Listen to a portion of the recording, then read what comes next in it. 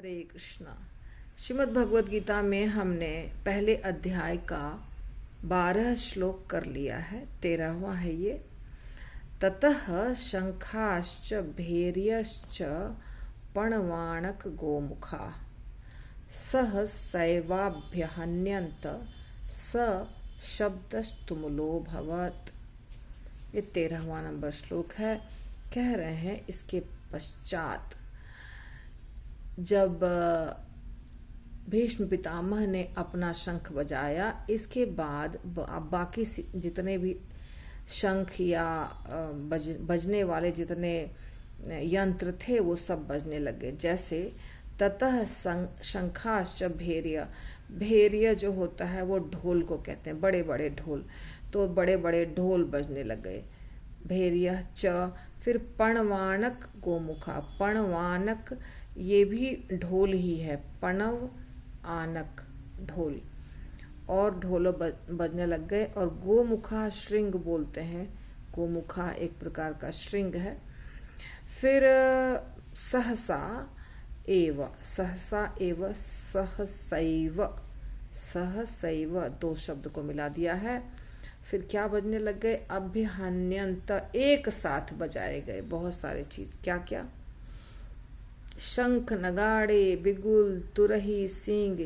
ये श्रृंग जो है ना, ये इसको सींग बोलते हैं। ये भी एक प्रकार का वाद्य यंत्र होता है जो पहले ये सब प्रयोग में लाया जाता था।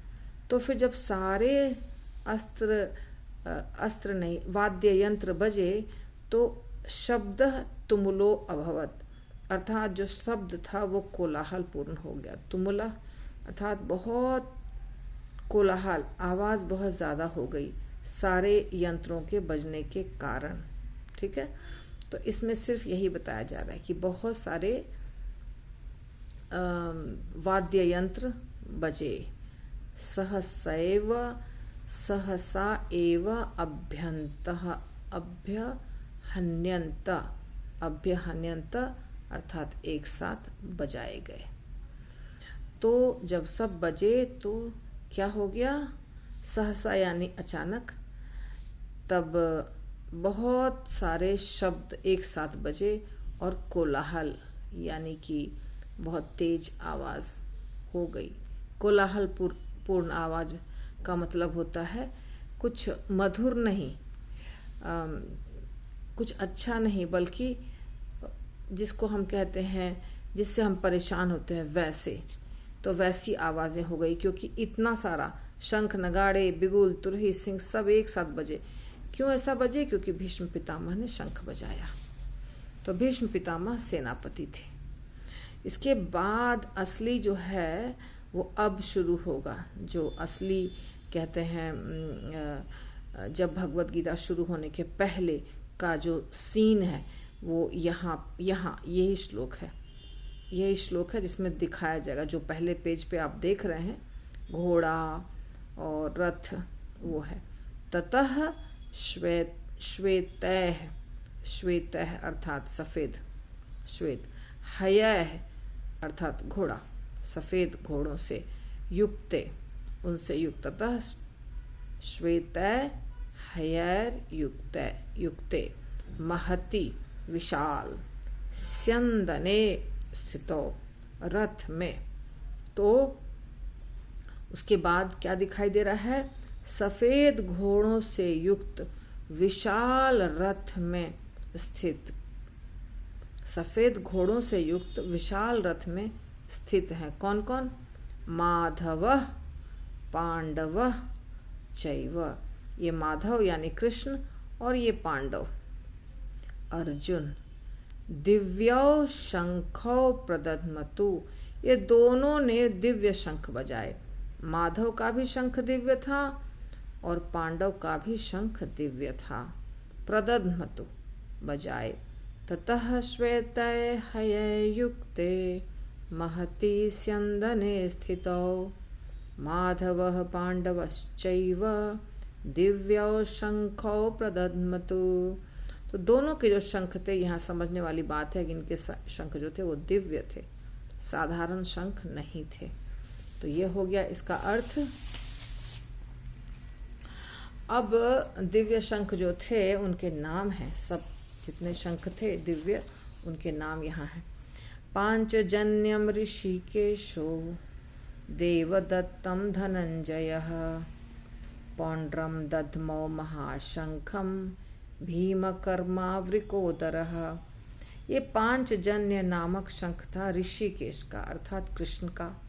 देवदत्त नाम का शंख था धनंजय का अर्थात अर्जुन का।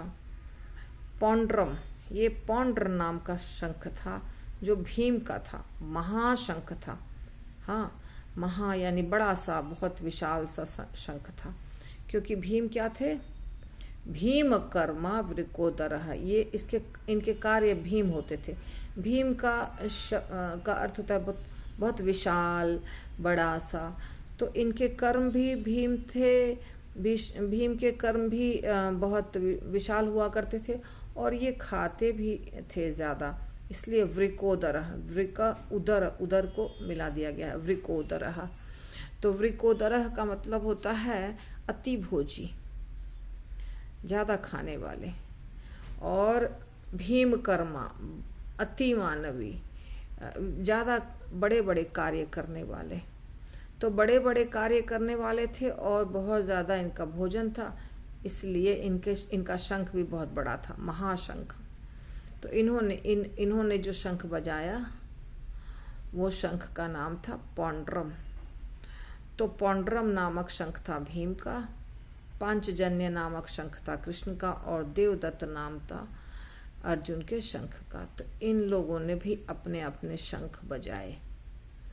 इसके बाद बहुत लोगों के शंख बजे। देखिए, अनंत विजयम राजा कुंती पुत्रो युधिष्ठिरः नकुलः सहदेवश्च सुघोषमणिपुष्पकौ काश्यश्च परमेश्वासः शिखण्डी च महारथः धृष्टद्युम्नो विराटश्च सात्यकीश्च पराजितः द्रुपदो द्रौपदेयाश्च सर्वशः पृथ्वीपते सौभद्रश्च महाबाहु शंखान दध्मु पृथक पृथक। अब यहाँ इतने सारे बड़े बड़े योद्धा के नाम हैं जिन लोगों ने अपने शंख बजाए। कौन कौन? आप देखिए, अनंत विजयम जो है, अनंत विजयम नामक शंख, अनंत विजयम नामक शंख किसने बजाए? तो ये कुंती पुत्र युधिष्ठिर ने बजाए। अनंत विजयम राजा कुंती पुत्रो, कुंती के पुत्र थे युधिष्ठिर, इन्होंने अनंत विजय नामक शंख बजाए, अर्थात युधिष्ठिर के शंख का नाम था अनंत विजय। फिर नकुल और सहदेव, ये दो भाई जो थे, इन लोगों ने कौन सा शंख बजाया? इन्होंने बजाया सुघोष मणि और पुष्पक। ये सुघोष और मणि पुष्पक इनके शंख के नाम थे, नकुल और सहदेव के। फिर काशीराज, शिखंडी, धृष्टद्युम्न, विराट, सात्यकी, द्रुपद, द्रौपदी के पुत्र, सुभद्रा के महापुत्र, महाबाहु, इन सब ने अपने अपने शंख बजाए। इनके शंखों के नाम नहीं हैं। काशी नरेश, काश्यश्च परमेश्वास, शिखंडी च महारथ, ये सब धृष्टद्युम्न, विराट, सात्यकी, द्रुपद के पुत्र और द्रौपदी के पुत्र, ये सब सुभद्रा के पुत्र, इन सब ने अपने महान महान शंख बजाए। ये सब बहुत विराट, बहुत बड़े बड़े योद्धा थे, तो इन सब के भी शंख बजे।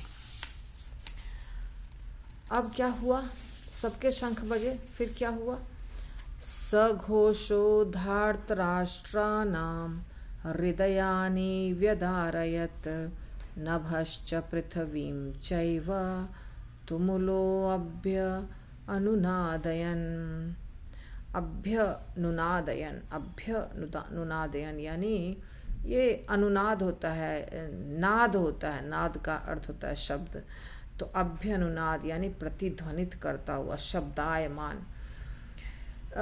ये यहाँ पे ये बताया जा रहा है कि ये सारे शंख जब बजे तो इन शंखों की ध्वनि से धार्तराष्ट्राणाम, यानी धृतराष्ट्र के जो 100 पुत्र थे उनके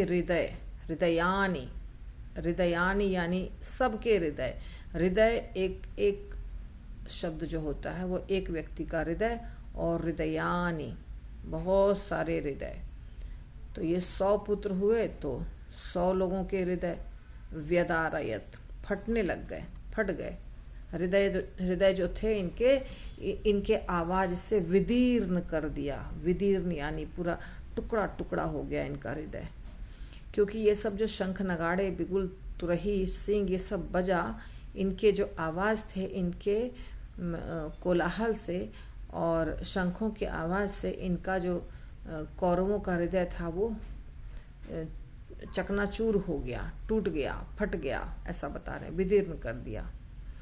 देखिए यहाँ इन विभिन्न शंखों की ध्वनि कोलाहल पूर्ण बन गई और जो आकाश तथा पृथ्वी को शब्दायमान करती हुई धृतराष्ट्र के पुत्रों के हृदय को विदीर्ण करने लगी। उन्हें डर लग गया कि कुछ गड़बड़ होने वाला है। इनके दिव्य शंख थे तो इसलिए वो घबरा गए, डर गए। ठीक है, आज यहीं तक।